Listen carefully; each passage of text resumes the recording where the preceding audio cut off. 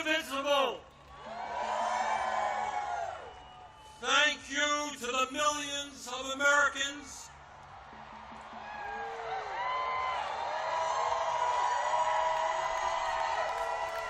from our smallest towns to our largest cities in every state in our country who are gathering today at thousands of rallies. Mike Johnson, the Republican Speaker of the House, called these rallies Hate America events. Boy, does he have it wrong. Millions of Americans are coming out today not because they hate America. We're here because we love America.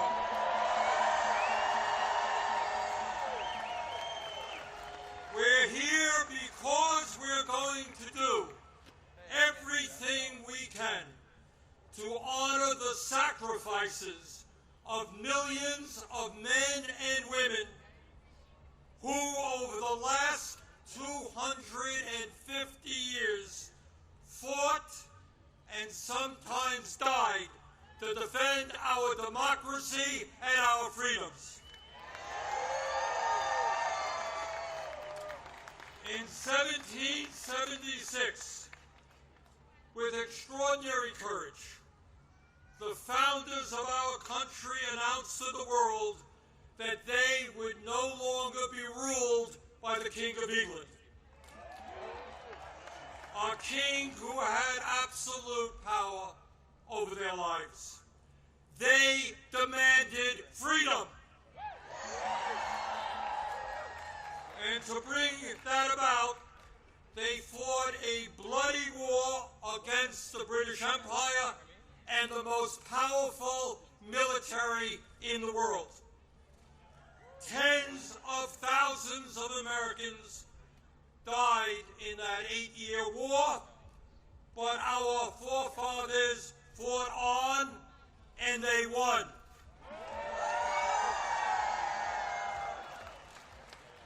And in 1789, after winning that war, they did something extraordinary. They established the first democratic form of government in modern history.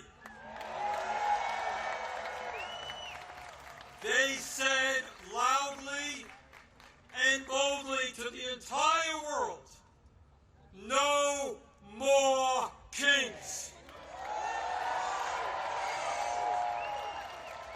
In America, they said, we the people will rule. And today,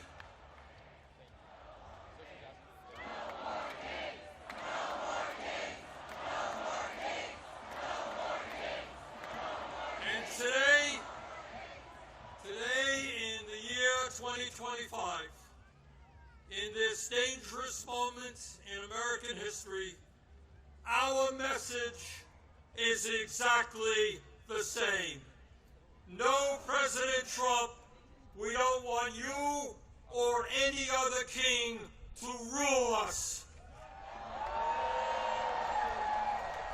Thank you very much, but we will maintain our democratic form of society. We will not move toward authoritarianism in America. We, the people, will rule.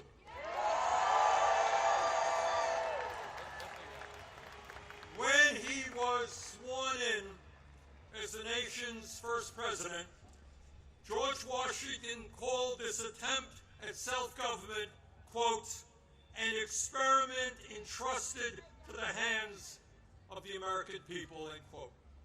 My fellow Americans, in an unprecedented way, that experiment is now in danger. It danger when we have a president who wants more and more power in his own hands and in the hands of his fellow oligarchs. It is in danger when we have a president who claims that peaceful protests in Portland, Oregon, or Chicago, Illinois, is an insurrection, and calls in the U.S. military,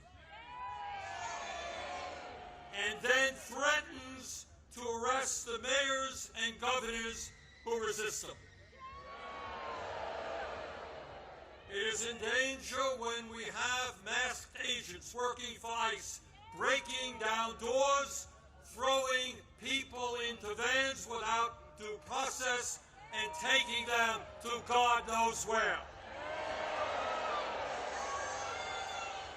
It is in danger when we have a president who sues and intimidates the media, who wants no criticism of him and his policies, and who undermines the First Amendment of our Constitution, the very foundation of American democracy. Our country is in danger when we have a president who threatens to arrest or imprison political opponents who stand against him,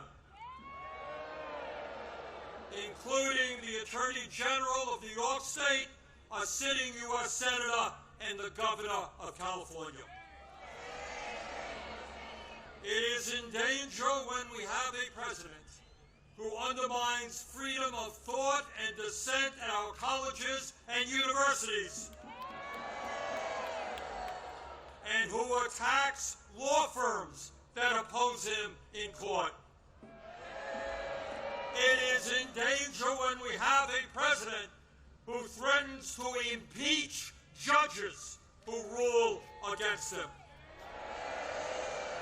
It is in danger when we have a president who ignores Congress, refuses to spend money that Congress appropriates, and takes away money from states who voted against him.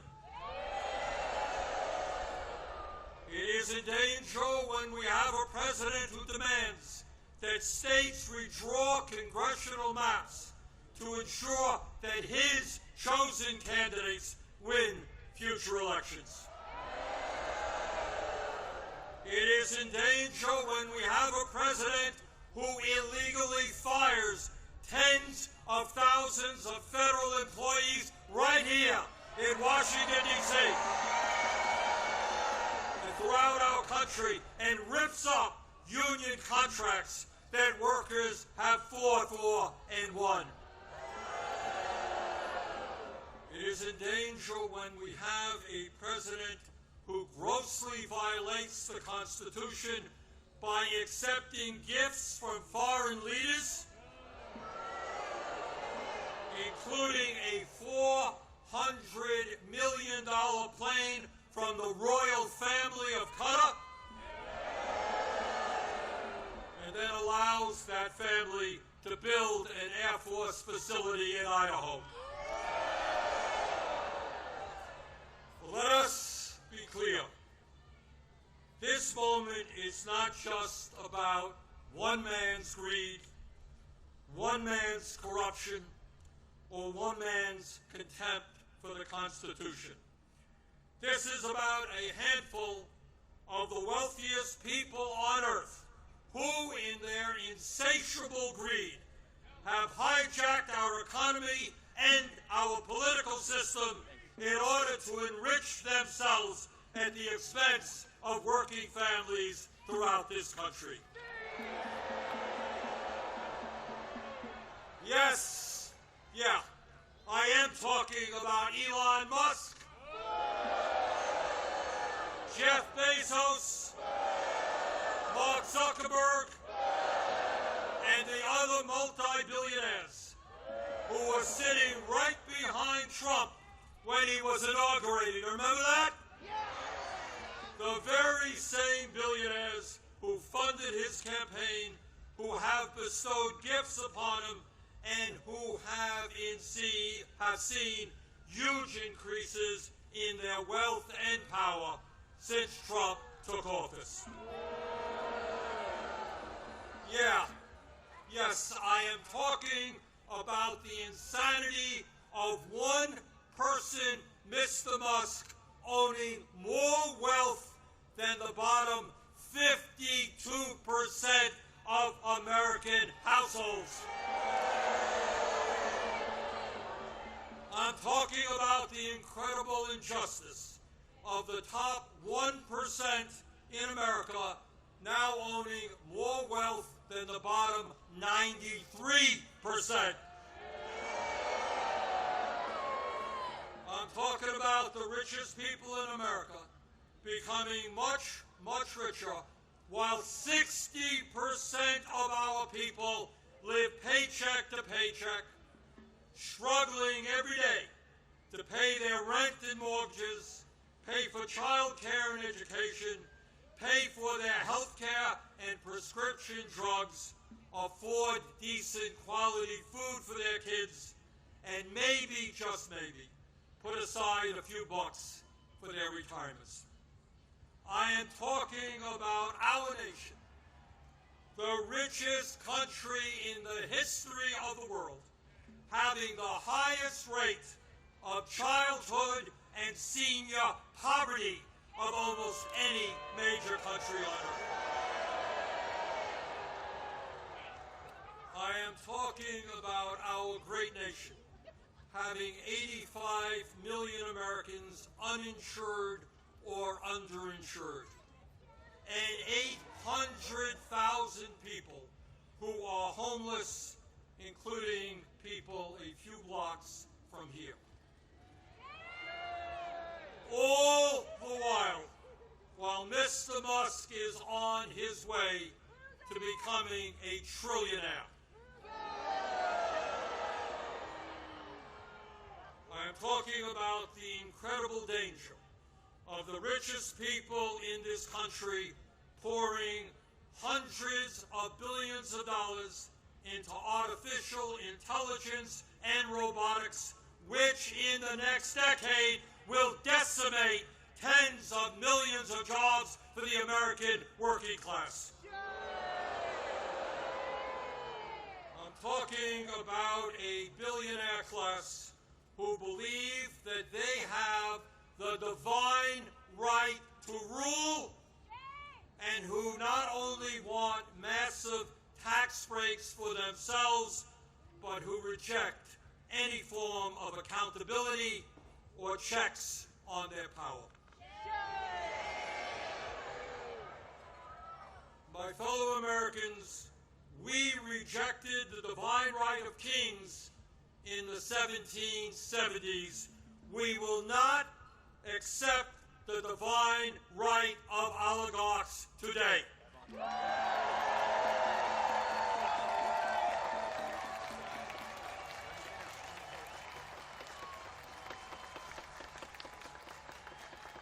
And now let's take a brief look at where we are today. Where we are today on the 18th day of a government shutdown, which is depriving millions of federal employees of the paychecks they desperately need and deserve.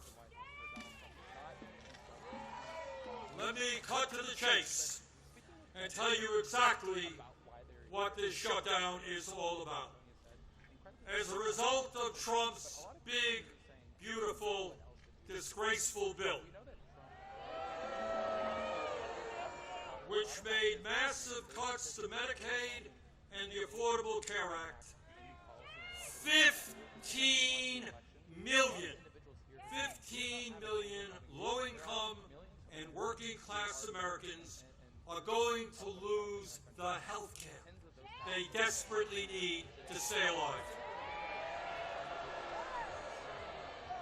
My friends, studies suggest that when you throw those 15 million people off of the health care they presently have, 50,000 of them will die unnecessarily every single year.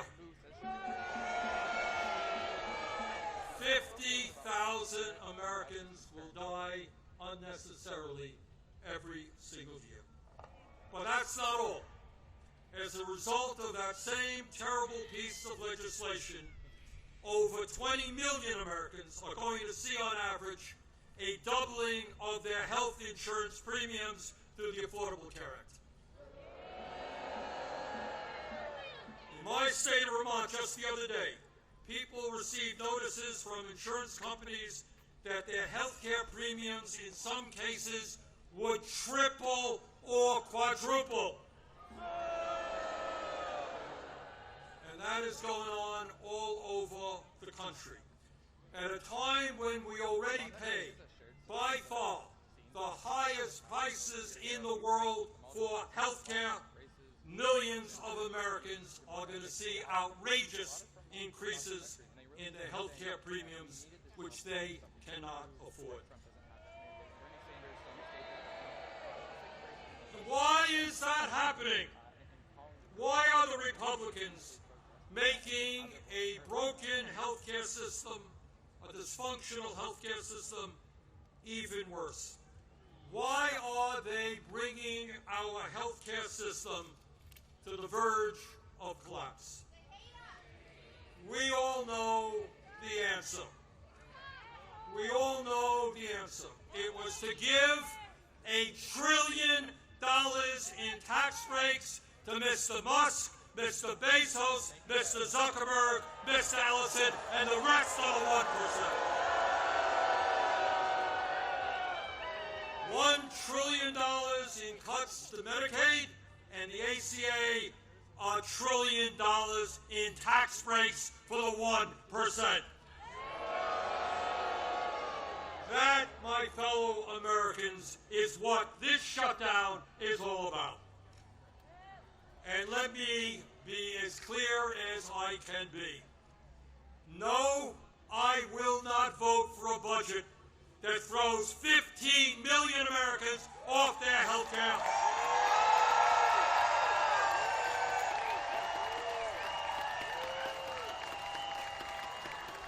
No, I will not vote for a budget that doubles premiums for 20 million Americans. No, I will not vote for a budget that forces nursing homes, rural hospitals, community health centers to lay off staff and close their doors throughout this country. All to give huge tax breaks to the billionaire class. So today, right now, I say to my Republican colleagues, come back from your month-long vacation.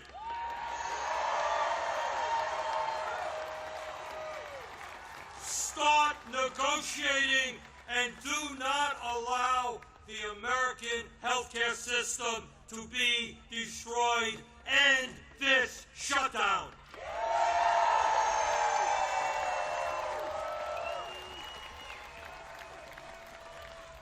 My fellow Americans, we are the greatest country in the history of the world. And when we stand together and don't allow demagogues to divide us up, there is nothing that we cannot accomplish. Yes, we can create a vibrant democracy by ending Citizens United and not allowing billionaires to buy elections.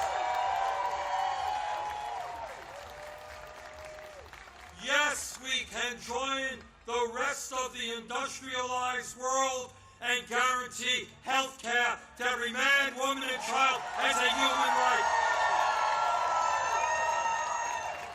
Yes, we can build millions of units of low-income and affordable housing and allow our younger generation to enjoy the American dream and own a home of their own.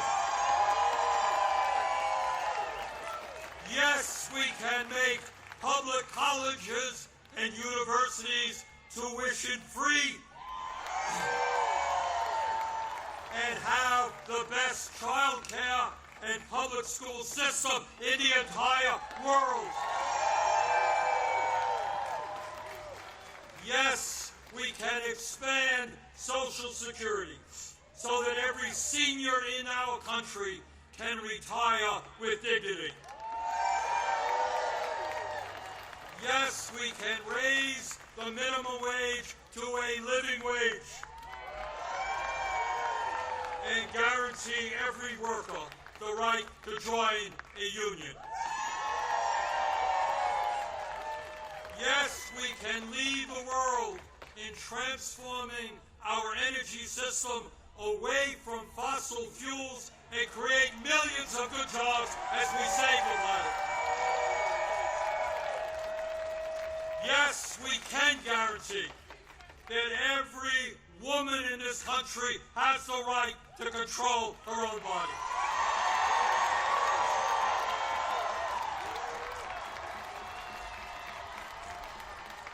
Yes, we can have a foreign policy that guarantees that never again will American taxpayer dollars be used to starve children in Gaza or anyplace else.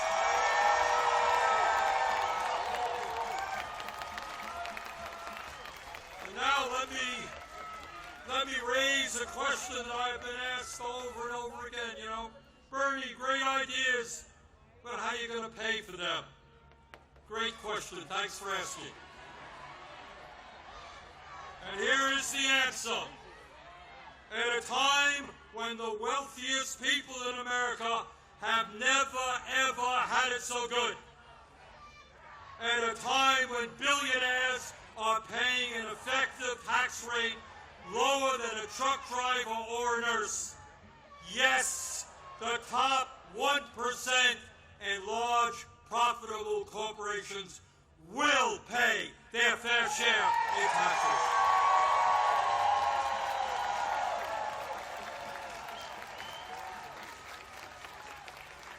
My fellow Americans, the establishment, including the corporate media and many of my colleagues in Congress, want you to believe that you are powerless. They want you to believe that you cannot change the status quo. But that is a lie. Throughout the history of our country, when Americans have stood up and fought for justice, they have prevailed.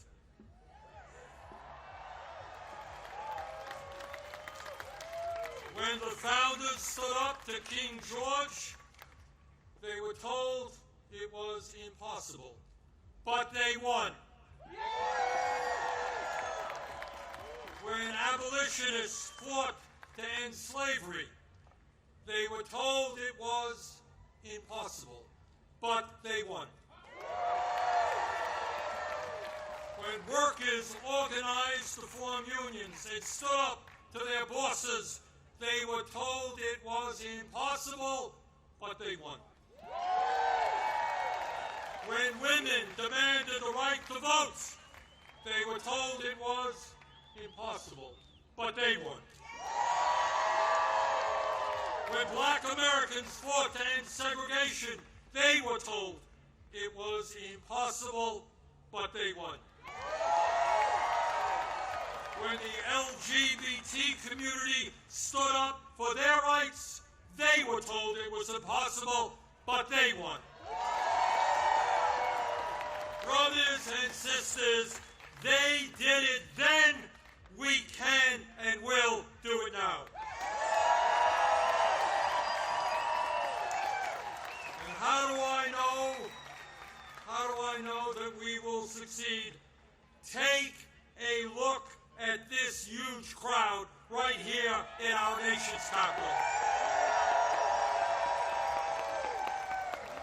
But it is not just here, as I understand it today, October 18th, 2025, there are more people out on the streets in more communities all over our country than we have ever seen in American history.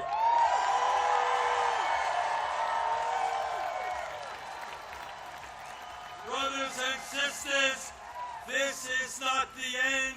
This is just the beginning.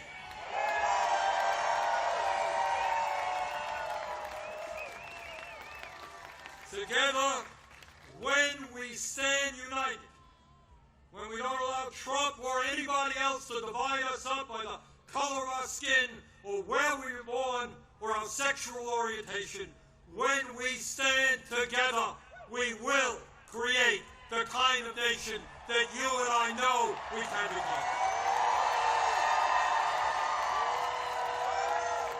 We can and will create a nation devoted to freedom, justice, and democracy. Thank you all very much.